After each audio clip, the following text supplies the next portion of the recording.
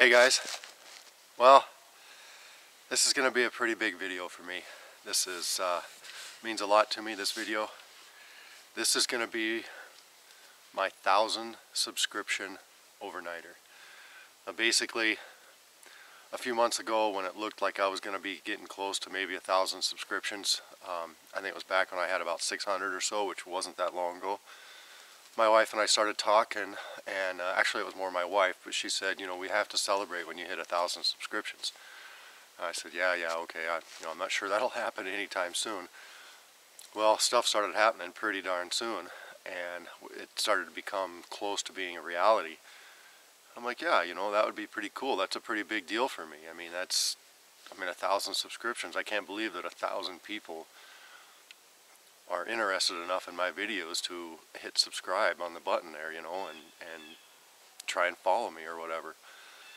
So we got to thinking, and we were bouncing around some ideas, and this is what I want to do. I want to do a winter overnight camp.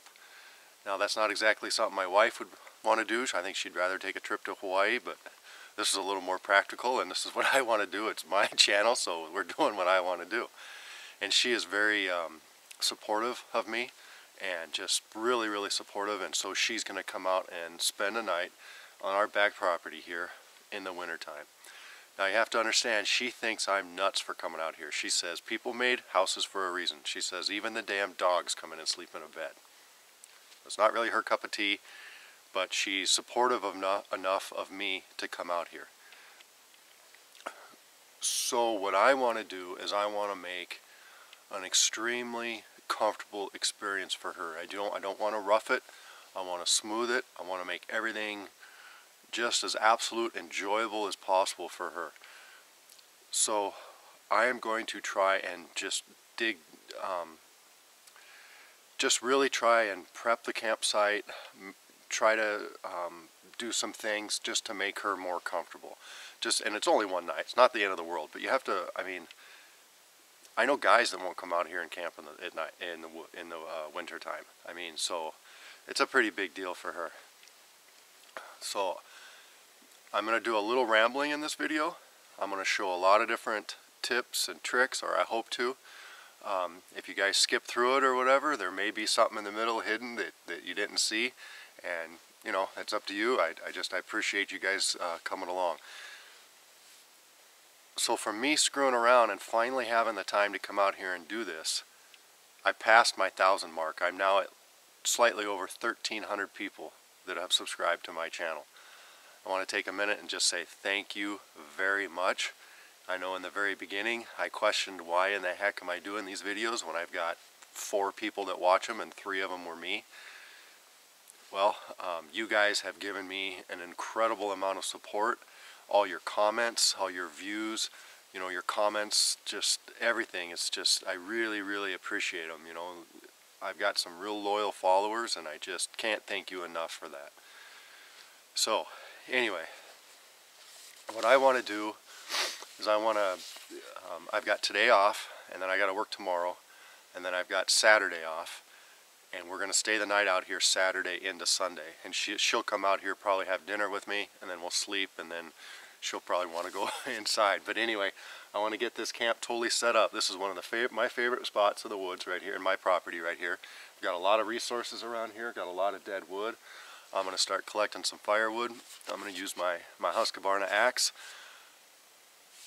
And I'm going to open an early Christmas present and use a bow saw too, which I'll show you that bow saw in a little bit. One other thing I just thought I'd mention real quick. A few people have asked me where have I got this thing, this wool pullover. And I contacted the lady. She's really low key. That's how they make their money, but she doesn't have a Facebook site. She doesn't have a website. She's got a phone number and an email. And I saw her at a little local rendezvous. Well, I finally was able to contact her. And I said, look, if I want to make sure it's cool if I put your personal information out there, because you might have some people contact you. And I had a good conversation with her last night, and she is super receptive of it. She makes a lot of stuff besides this. As a matter of fact, I've got 2 hats on order. She's going to send them to me. I didn't realize she made hats. All right, enough of this stuff. We're going to do a review on this, but just so you know, she makes capotes, she makes shorter versions of this shirt. She makes lighter versions of this shirt. She makes a lot of stuff. So we'll be doing a review of this shirt here, you know, later on. Anyway, let me get the camera reset up, and I'll show you the first little bit of getting this campsite set up.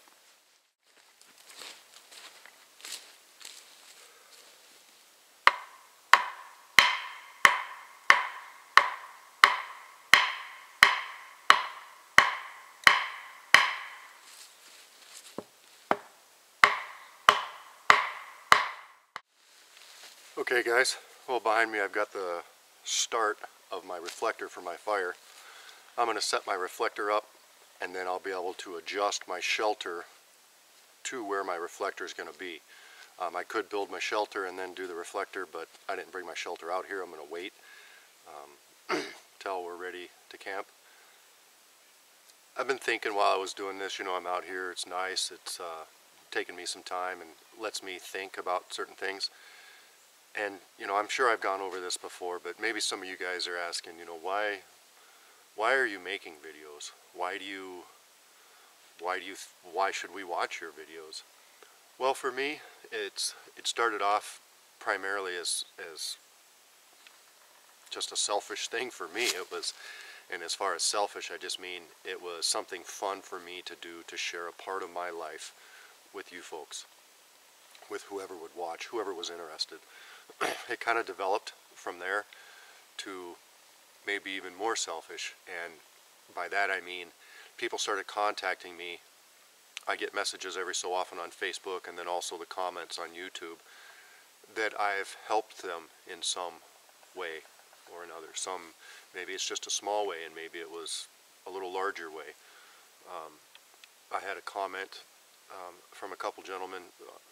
They were talking together, but also they were commenting on one of my last videos, and they said, one guy said that he likes the way that me and Justin Wolf, you know, from Greyer Wolf, and then also just everybody at Wolf Customs, the Facebook group, Travis and Joe Mobley and all those people, how we interact with each other and other folks, and about how we don't fight amongst ourselves, and hopefully it'll remain that way. I don't see why it wouldn't, but in our community there seems to be a lot of infighting and stuff like that, whereas like I'm better than you, or your opinion sucks, or whatever. And hopefully we always stay this way, but we really try to have an open mind, our channels and the folks at Wolf Customs and stuff. And so, you know, it kind of developed into something that it makes me feel really good to be able to affect other people's lives. I had a lady contact me, this has been a while ago, that said that I helped her son out in fire making. And I have a young gentleman, Abraham, who watches my videos. He's a really knowledgeable kid. He's like 15. He's just pumping out videos and really knowledgeable and got his head screwed on straight. And he said that I helped him out with just something small with making char cloth. And that kind of stuff makes me feel real good. I mean, there's not a lot of people around me that I get to share this stuff with, and even if there were, I mean, this internet is just a medium for me to be able to broadcast myself and to share part of my life. And I just appreciate you guys tagging along, watching, commenting, and you teach me obviously a lot of stuff too. So it's an interactive type medium that we're doing here, and it's just incredibly cool. It's incredibly cool that I'm able to communicate with so many very nice people. And so basically it kind of got started off as something for me to do, something to kind of take up the time and just kind of share and see if anybody would be interested. And then it developed into, yeah, people are interested, and I'm getting as much out of it as, you know, some other folks are from my videos. And it's really developed from there. Anybody who does YouTube knows you don't get rich off it if you don't have a very big channel. I haven't gotten any money off of it at all yet. Maybe I will, I don't know. But that's not why I'm doing it. I'm doing it because it's extremely enjoyable. I'd be lying to you if I said that I wouldn't love to do this full time. And yeah, I'd love to have this as a job, because it's not a job. It's absolutely a labor of love. So anyway, why do I do it? Quite simply because it's fun. It's absolutely a blast, and I like the interaction with you folks. It's very, very rewarding. All right, enough of that.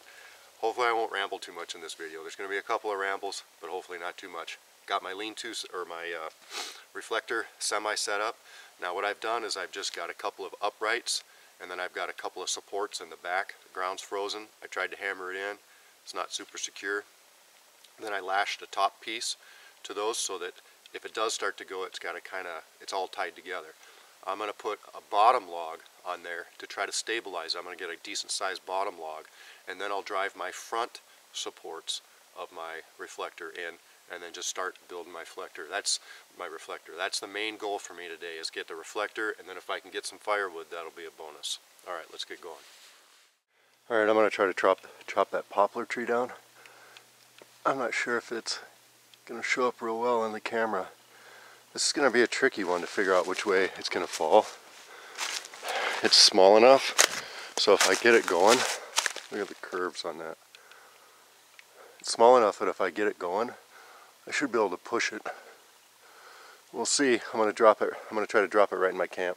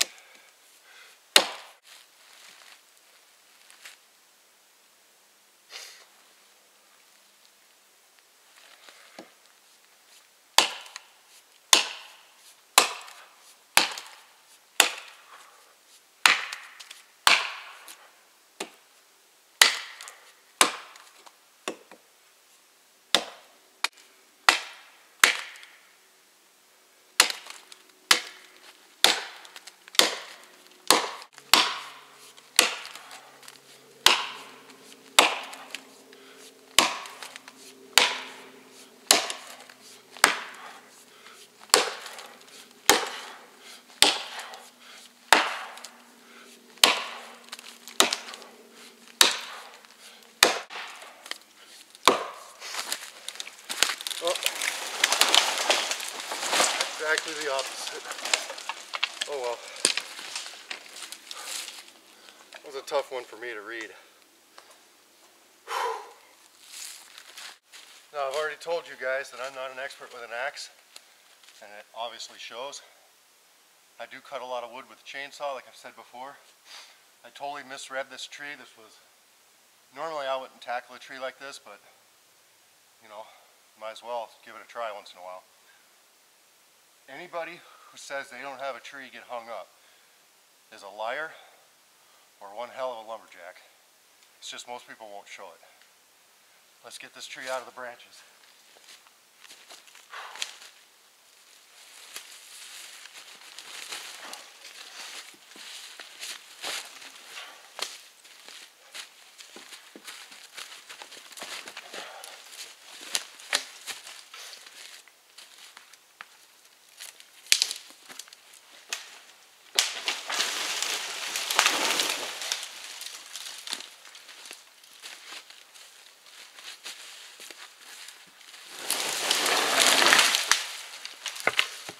Go.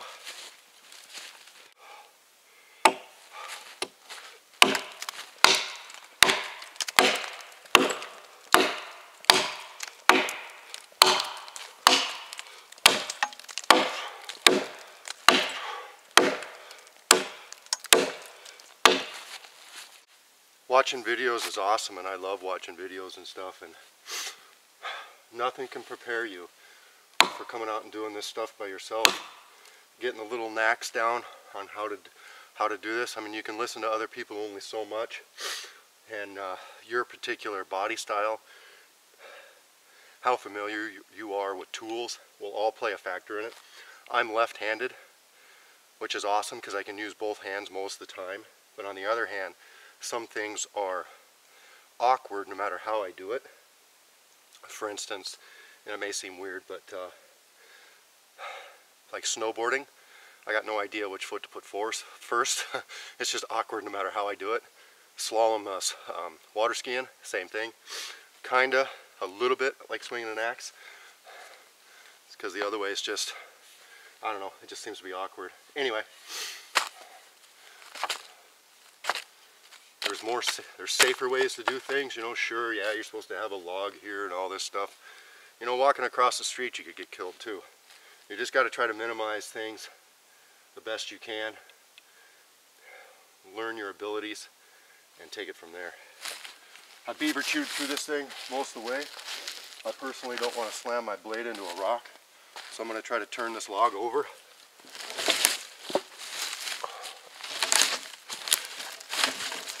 And actually it's ready to break right now.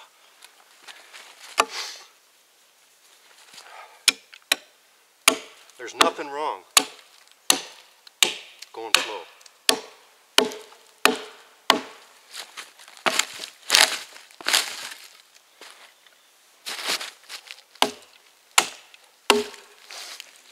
All right, on to the next.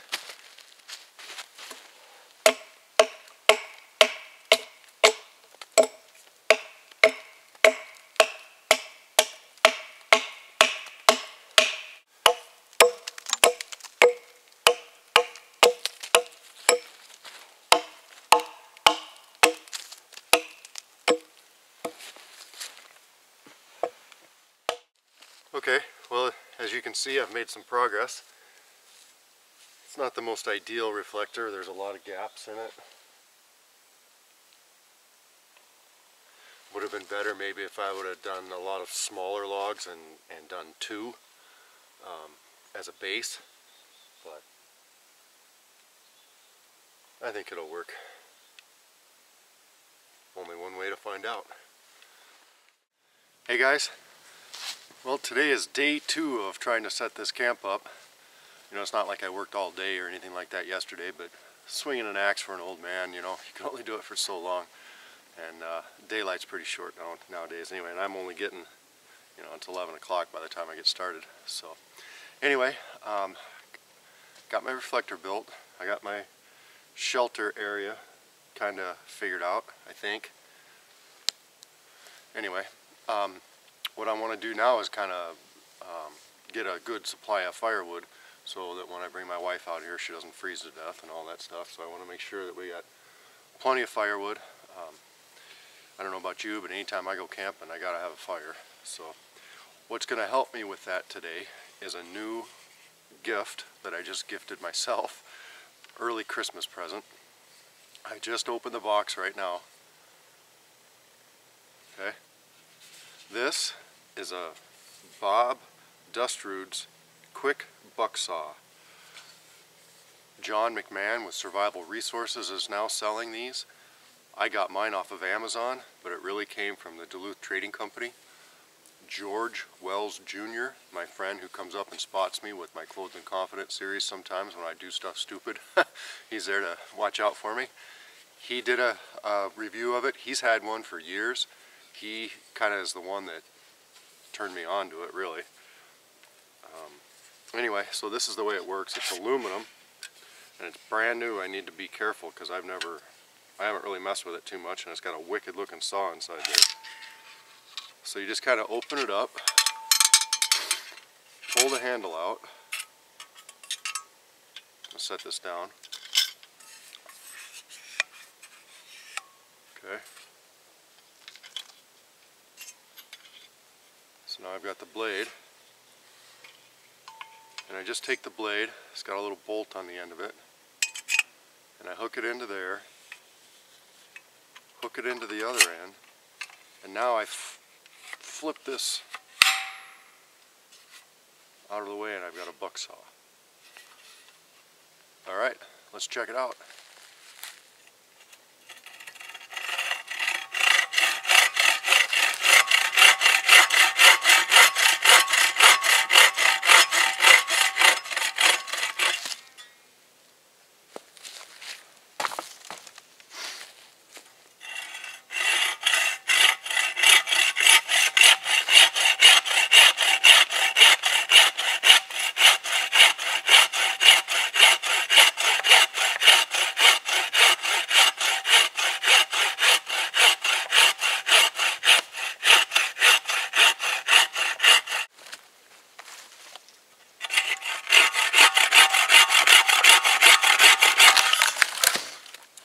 lot easier than an axe, that's for sure.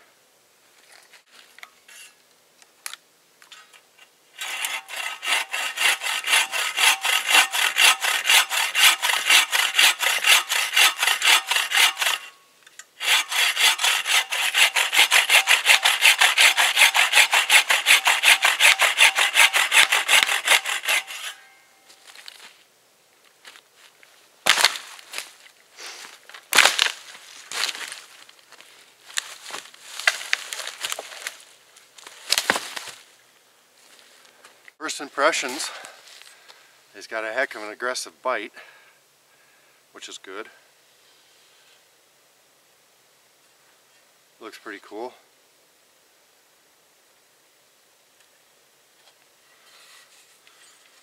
I'm gonna check it out real quick.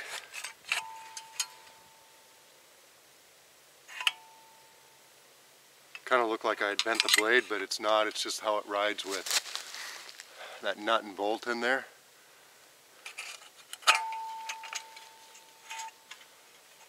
Just gonna kind of check it out. Oh, it's fine. Not that it would matter really. I'm just kind of checking it out. It's got a heck of an aggressive bite, and I can see where putting your other hand on top of here would help you cut both forward and backwards, because when you back cut, it seems to kind of bounce because, like I said, it's a real aggressive bite to it, which is, I mean, it's nothing wrong with the saw at all. I'm just saying how I was using it and stuff. I mean, this thing's super light. Looks like it's going to be a definite addition to my packing, maybe canoe trips, stuff like that. Just kind of checking it out. Alright, I'm going to use it some more. Looks like it's going to be pretty cool though.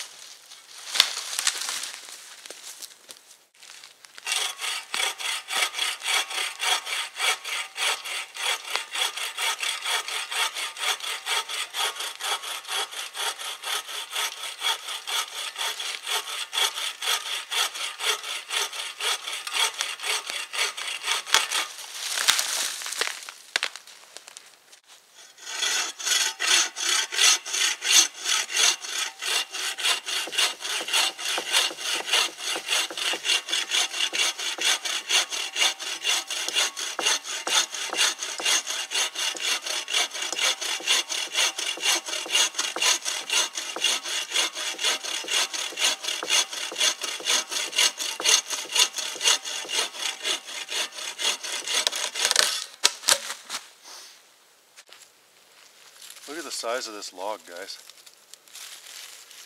About that diameter. Okay. Now this is a soft wood. This is just aspen, so it's nothing crazy, and I'm not going to kill myself by going super fast. But to process wood, this is a pretty good little saw. And now that I got a little more used to it and stuff, I'm not bouncing it all over the place. So I mean, I can put pressure here, but it's not super necessary.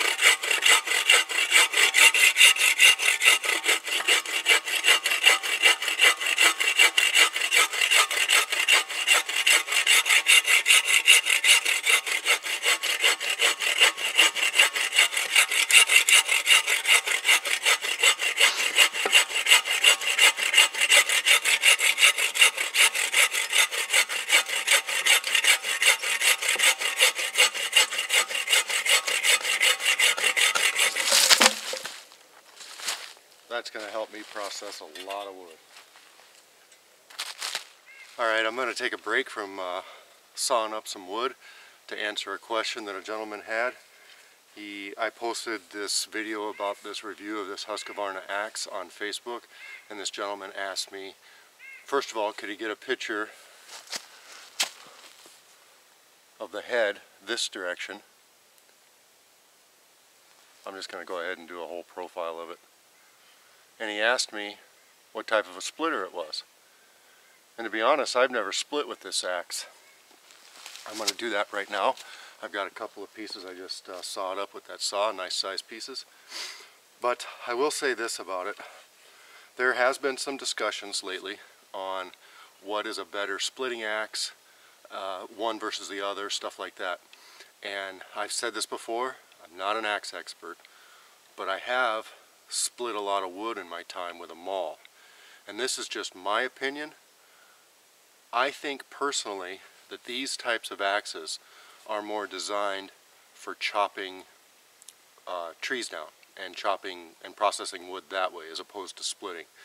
Whereas you would want a maul, or like Magnus posted that video of that, I believe it was a Fisker's axe that had a thicker profile on the back here, which would enable it to be a much better splitting axe. And maybe that Fisker's does better chopping too. I'm not sure he reviewed that part of it. He was only doing the splitting part.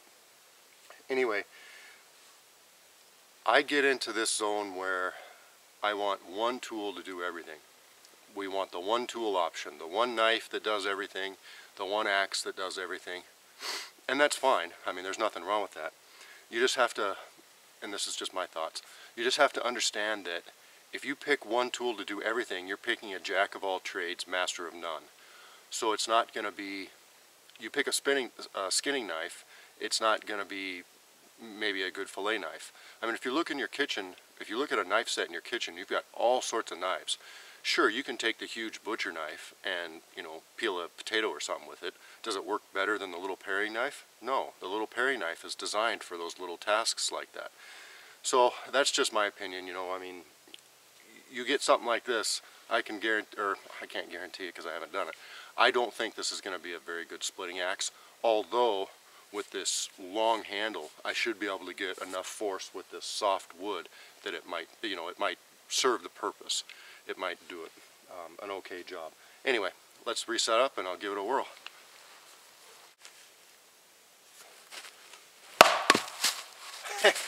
Well, I guess it worked pretty good.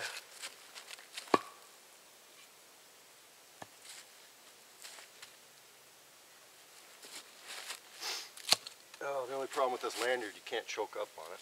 The whole reason I put that lanyard on there, to be honest with you guys, is so I could hang it in my room.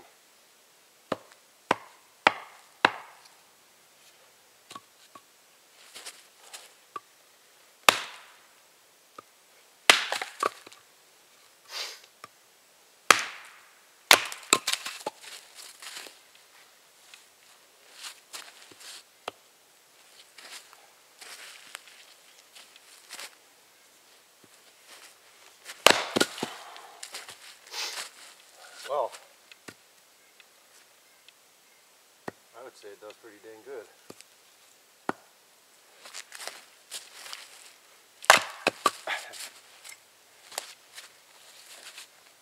Once again, just a super soft wood. It's not like I'm splitting oak, but it's pretty good. That's pretty much effortless. That was, wow. All right, I take back what I said. Yeah, that's a pretty nice axe right there. Okay guys, I'm going to take a break from cutting wood and I'm going to start setting up my shelter. Now yesterday when I said, you know, I wanted to concentrate on the reflector and then I could have made my shelter first, really that's what you should do. It's just, for me, I knew exactly where I wanted my shelter, and come hell or high water, I was going to make something work right there. Otherwise, you would definitely want to make your shelter first. That way you can pace off where you want to put your reflector. Because now I'm stuck where I have to have it. I was going to do a plow point, but with the type of shelter that I want to do to keep my wife as absolute warm as possible, I think I need to do a lean-to. I'm not a big fan of lean-tos because they don't block the wind like a plow point can. Sometimes the lean-to does take more advantage of the fire though, so you got to kind of weigh your options that way. I'm going to start running this ridge line. It's going to be a super long ridge line. It's going to have a lot of play in it, which I don't necessarily care for, but we'll see. I'll see if I can't make it work somehow. Anyway, one thing I want to show you guys real quick is the trucker's hitch. Everybody knows how to do the trucker's hitch. That's fine. Travis Henry from Survive Without showed us a way on YouTube. He did a YouTube video of it that makes it just so flippin' easy it's not even funny. I showed some guys this at the class that I held. I did a Facebook event and we kind of did a little informal class or whatever, and nobody there had seen this method before. So let me set up the camera and I'll show you the way Travis does it. Okay, here we go, guys. Here's my line.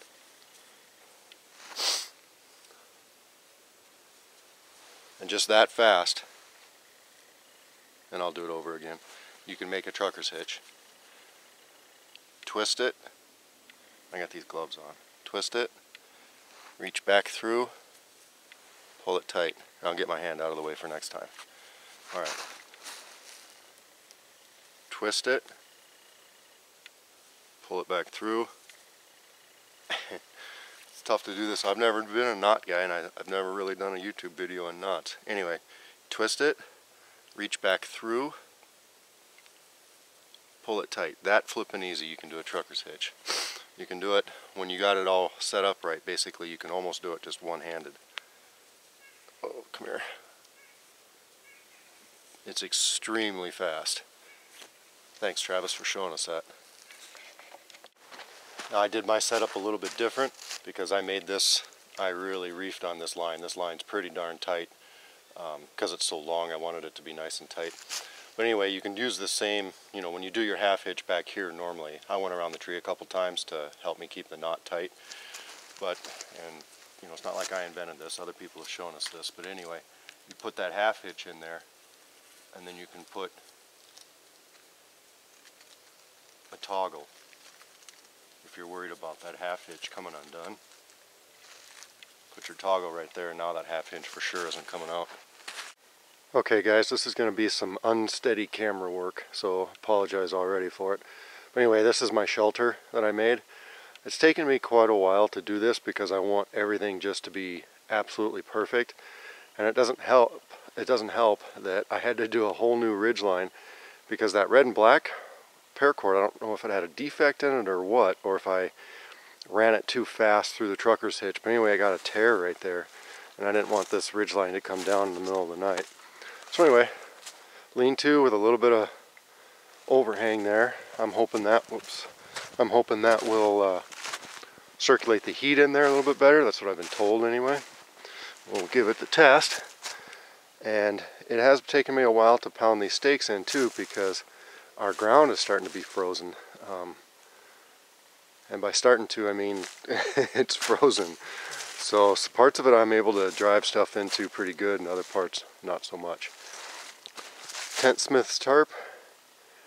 If I have one complaint about this Tent Smith's tarp, it's that the loops are not wide enough. They need to have, and see, that's not so bad, but when you're messing with these with gloves, it can be a pain in the butt. Yeah, so I'm not sure. I mean, that's certainly no knock on them. It's just sometimes it's hard getting stuff through there, and that doesn't look too bad actually, but sometimes it's a stiff material. Anyway, it wouldn't kill them to give me another inch, I don't think. Alright, so there we go. This is the basic shelter. Now I'm going to start adding to it. Okay, what do you think about that, huh? I've never done a super shelter, and I'm not sure if this actually classifies as one. I would say that it does. I'm not well versed in them. I didn't really research how to do this. I did ask a couple guys if a plow point would work, but they said this way probably would work better, and I had to agree with them. Like I said before, the only bummer about the lean-to is the wind, but with all this plastic, I can't see the wind getting in there unless it's a full force gale. So basically I just took some poly, I folded it in half because it was a long sheet, and then everywhere, you know, I just put some Gorilla Tape on the edge, on the seam, and then stuffed some twigs through it and stuff. When we get in there, you know, we can take one of them pieces of firewood or something. That'll be the door front there, or we could do the side here, it doesn't really matter. Nothing staked down to the ground, so you could crawl in out anywhere you wanted to, and you know, maybe take one of those pieces of firewood inside to keep it down and stuff. But anyway, that's it. That's it, guys. Oh, wait a minute, I forgot. There's one other thing I was going to add to it. That was the addition I forgot about that I was going to do. All that swamp grass that I had from my Clothed and Confident video where I slept out here. All that grass went in there. Now, that's not going to be like our only under insulation or mat or anything like that. We're both going to have sleeping mats, but this will just help, you know. Sure can't hurt. Okay. Okay, guys, I got some more firewood to collect.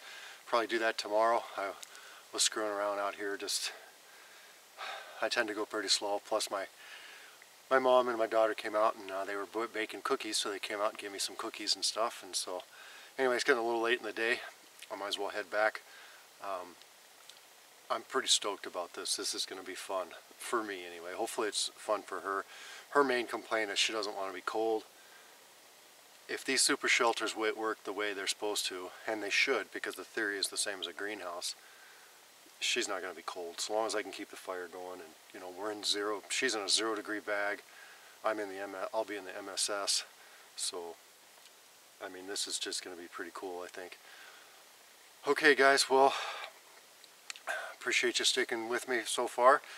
We still got the main body of the video to shoot. This is going to be one of my last overnighters here probably for a while. I have to have surgery on my thumb again.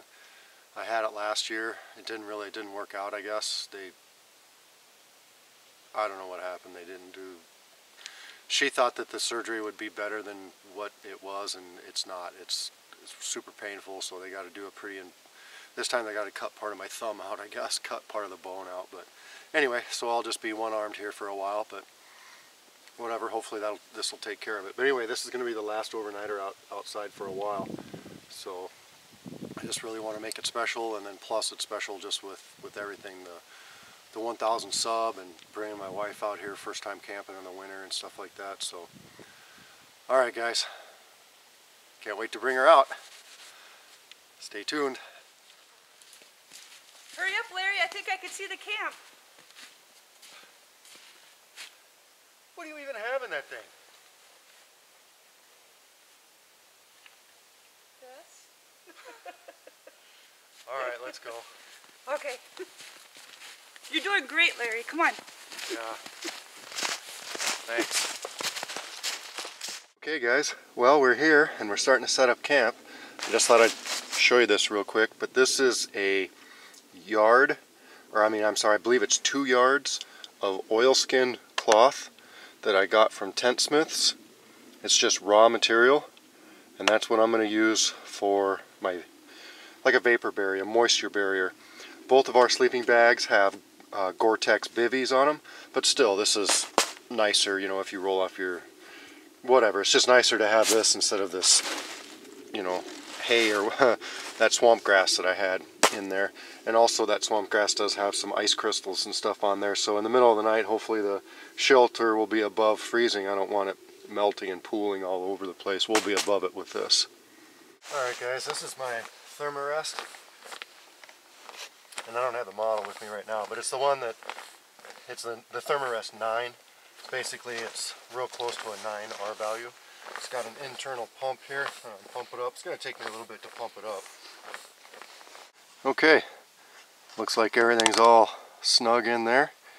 I'm actually going to use over there as a door, and I've got my little piece of, this is another thing I've done, little piece of oilskin that I use for like kneeling down.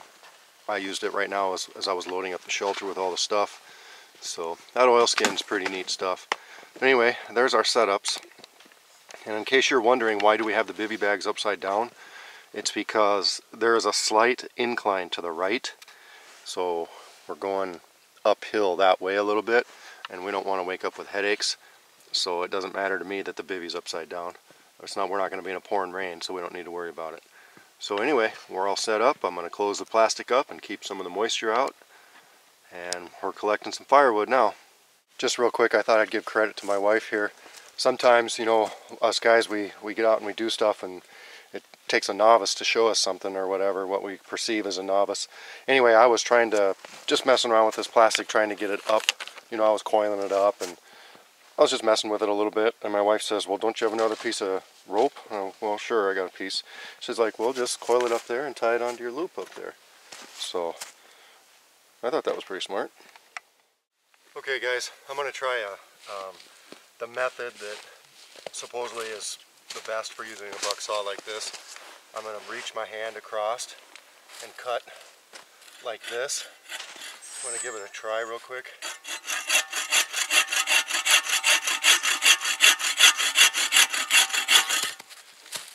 Now supposedly that's a safer method, because I guess that, you know, if it were to jump, it kind of hits there, although I could see where it would tag the back side of your hand.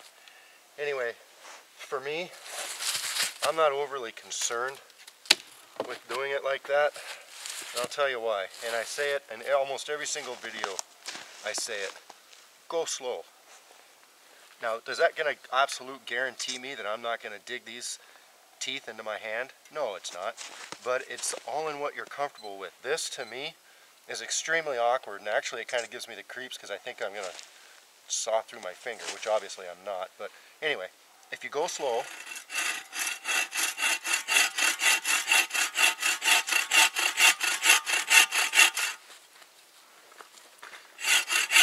and actually, see, I'm able to get way back here, put some leverage on the stick.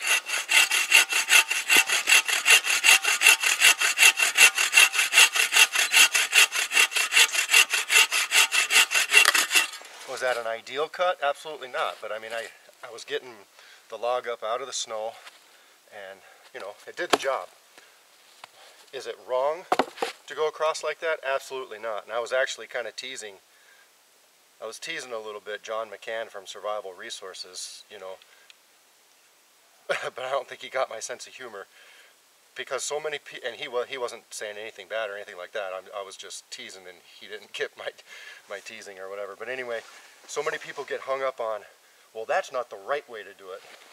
And just like John said, you do it the way that's right for you. You do it the way that's most comfortable for you. Now, are there some more right ways than others? Absolutely. But, you know, don't get hung up on, you have to do it this way. Give it a whirl yourself and see what happens. Now this, I'm going to give this a try.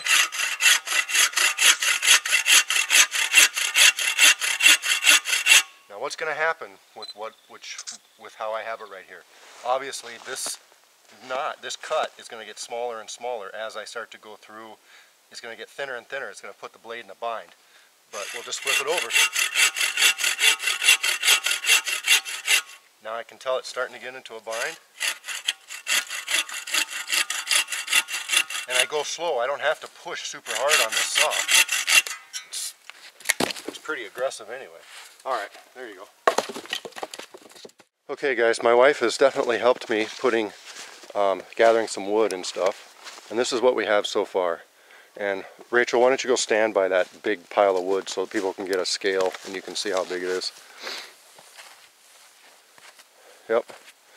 Now Rach, in your honest opinion, do you think I'm nuts for gathering that much firewood? Or do you think it's not enough?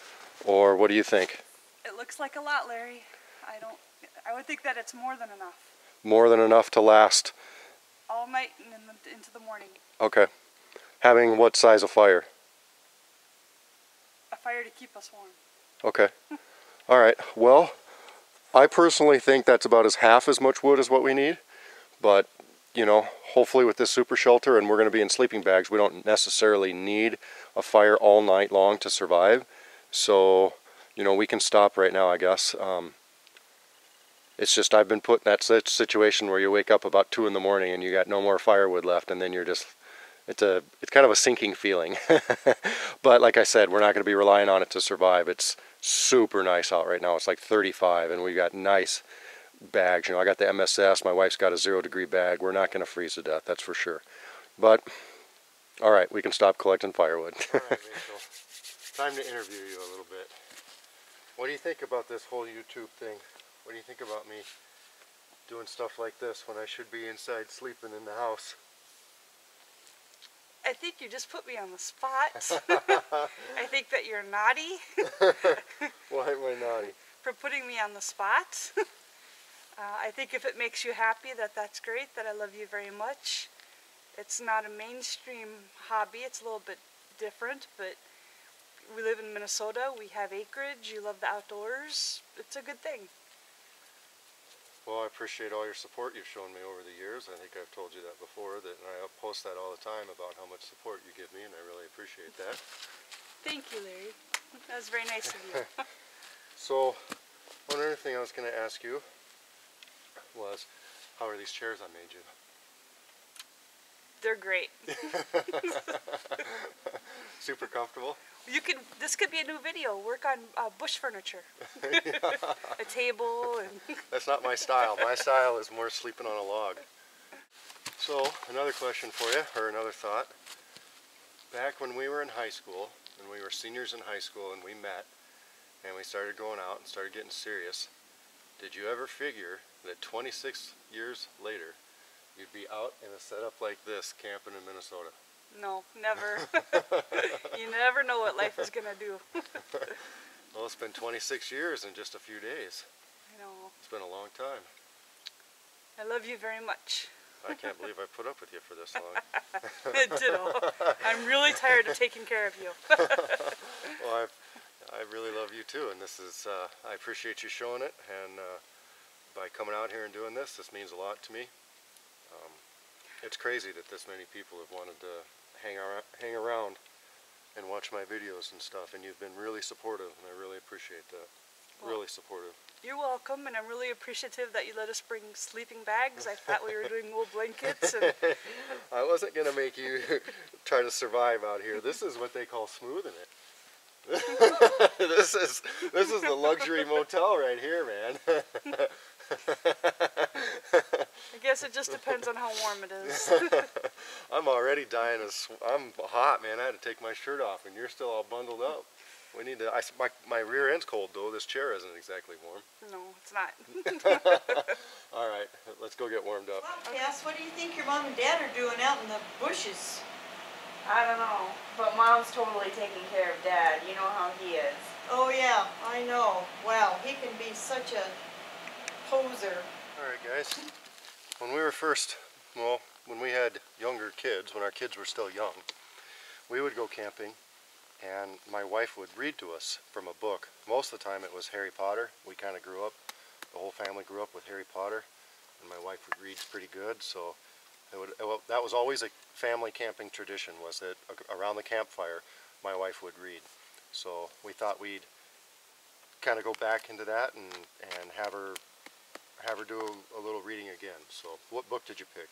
It's called The Men in Black, and it's by Diane Sutterfield. Okay, well, I don't know anything about it, but go ahead and start reading, and I'm going to work on a feather stick. Okay.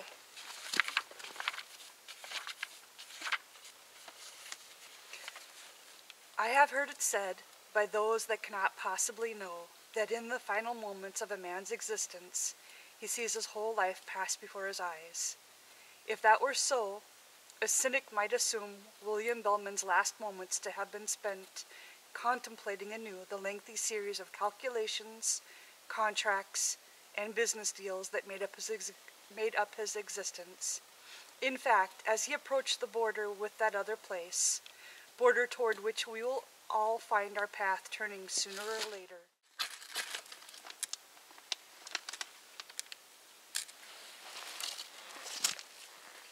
Super wet.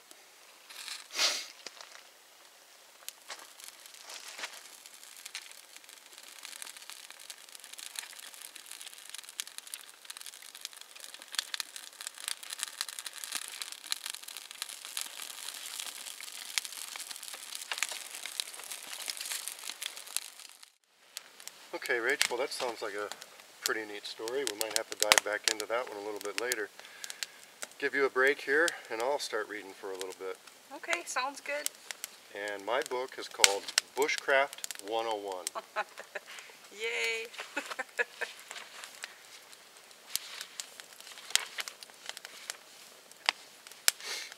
So the first thing we're going to learn about is the 5 C's. You can organize the essentials based on the 5 C's of survivability. Within these 5 base elements are all the tools and knowledge you need to be prepared for emergencies, as well as to become independent of the trappings of the urban jungle. These items are the hardest to reproduce from natural material. Take the largest amount of skill to reproduce, and control the conditions that most directly affect your body's core temperature. They can also be used to process raw items to help you control your body's core temperature. These items, along with your ability to dress for the current conditions and knowledge of the natural world, make it easy to pack a light kit and enjoy your time afoot. Okay, Rach, you getting ready for dinner? Starving. Good, then it'll taste good no matter how I cook it. You always are a good cook, Blair. Thanks. We got the potatoes and the coals right here. They've been cooking for a while.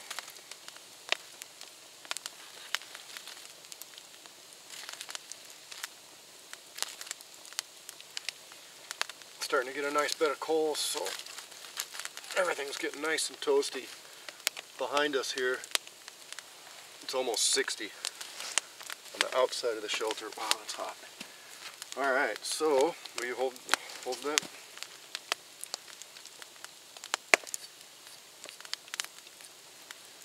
So we still have a little venison left over.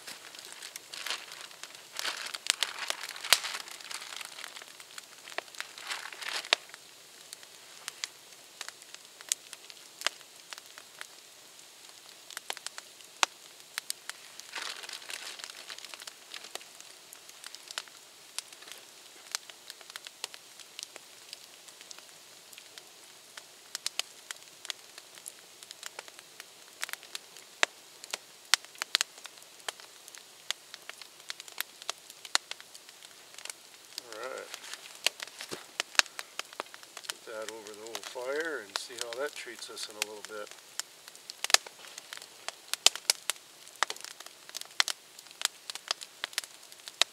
Perfect.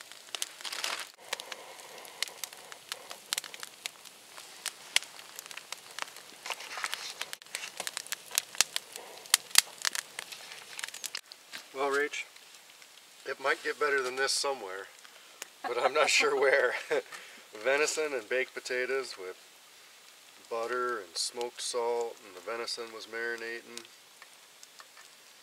The skins are extra crispy like I like, but not so much how you like. But It's very good. I really appreciate it, and I'd have to say one of the nice things about winter camping is the lack of bugs. Yep.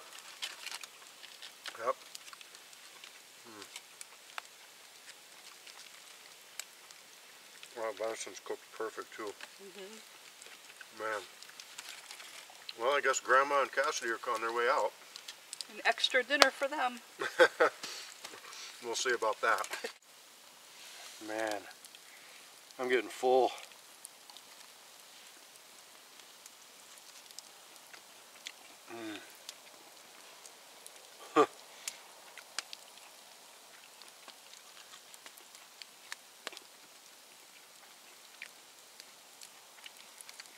Nothing beats cooking over an open fire. Look at that fire right now. It's got like the perfect coals. We got her all dialed in. The potatoes cooked perfect for me. I like really crunchy skins. And the inside was done. A ton of butter. Some smoked salt on top. I can't even talk. I'm drooling. What do you think? Was it good? It was very good. Thank you. You're welcome. Alright guys, I don't know if it's the combination of the reflector that I built, which, you know, it's not the greatest reflector, but I don't know if it's the combination of that, plus this plastic behind me, but I gotta tell you, it feels like it's about 90 right here. My wife's still cold a little bit. I'm not sure if it's because of the fact that I've gone outside and I've kind of acclimated a little bit more, or, to be honest with you, I think it may have a little bit more to do with that she doesn't want to take off the outer layers. I think that the outer layers are maybe insulating her from the fire. I don't know. I gave her my wool shirt to put on, just so that the sparks wouldn't get on her nice fleece shirt. But anyway, yeah, I mean, I am roasting here. I'm going to have to back up out of the fire. The one thing that concerns me about this super shelter, or what I'm calling a super shelter, is the fact that I had this poly and you know, you try to conserve your resources, you don't want to cut anything. I doubled it up, so instead of one layer of plastic, it's 2 layers kind of loosely together. So I mean, they're not taped perfectly together. They're, you know, there's air gaps and stuff in between them. I'm hoping that doesn't matter. I mean, basically you're trying to get, I think it's called like the long wave radiation, or, you know, a wave type of radiation to go through your plastic to get into your shelter. So hopefully it won't matter that I have the 2 layers there. If it's not, I'm going to check in about 10 minutes. If it's not like 70 inside my shelter, I'm going to be surprised. And if it's not, I'll probably try and alter the 2 plastics. Maybe, like I said, maybe make one of them either cut it away or lift it up over the top of the shelter. I haven't decided yet. But this fire is baking. So far so good. We're all, well, I'm fat and happy anyway. The wife's just happy. Alright, get back with you. Okay guys, well it's only about 7 o'clock, but I really want to try this shelter out, you know, and try to make it as warm as possible. I went ahead and lifted up the outer layer of plastic, so now there's just 1 layer of plastic between the fire. Hopefully that'll work a little bit better. My fire right now is just starting to take off again. The problem with northern type climates is you get a lot of snow, and then we had some freezing rain and melting snow and then freezing again. So the wood gets damp and it gets snow on top of it and stuff. There's only so much standing dead wood you can gather. Some of the stuff, you know, even if it's standing, it's at an incline and the whole top is covered with snow and ice and stuff. So every time I put another log on this fire, it actually takes 15 minutes or so for it to actually catch. It'll die your fire down, and then it'll kind of blaze back up again. So you have to continually be thinking of adding wood before you're actually ready to add the wood. For the last at least 20 minutes our fire has been dying, and now it's just taken off. My pant leg's on fire. But so you just got to kind of keep that in mind with my climate. You always have to be ready to add the next piece of wood before you think it's ready, so to speak. So anyway, I'm going to try this out. It was only like 35 or so inside the shelter. It's kind of surprised. I thought it would be a lot warmer. But like I said, the fire, I just barely put the thermometer in there and the fire was really died down. So I don't know, out here it's raging hot right next to this now that it's finally catching. Okay guys, while we're talking about this shelter too, I'm going to put my hand up here so it focuses a little bit better.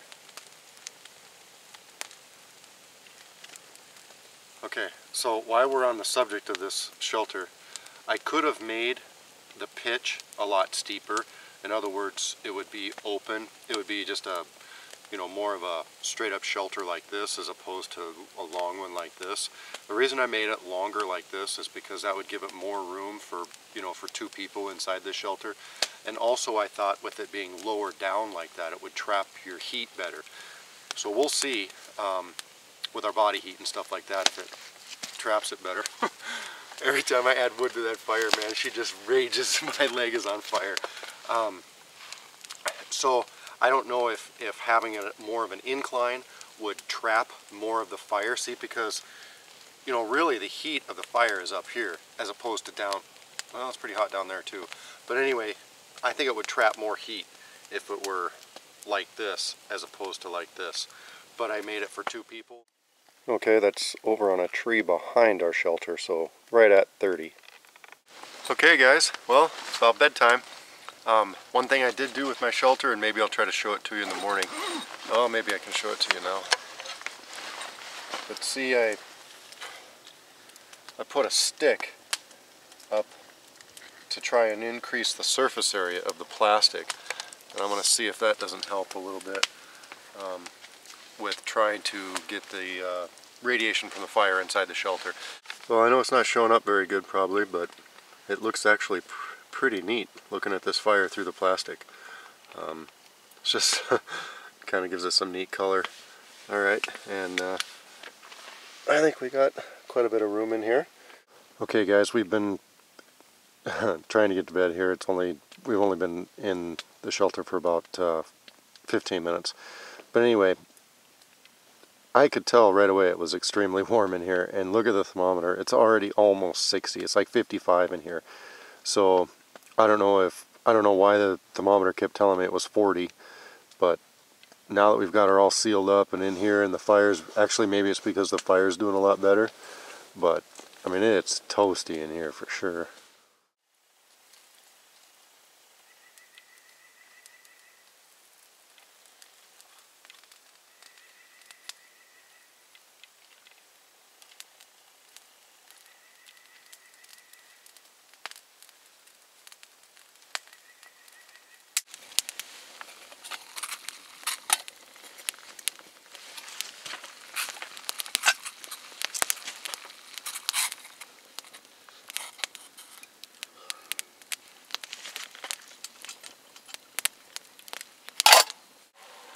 One good thing about winter camping is you don't need a refrigerator.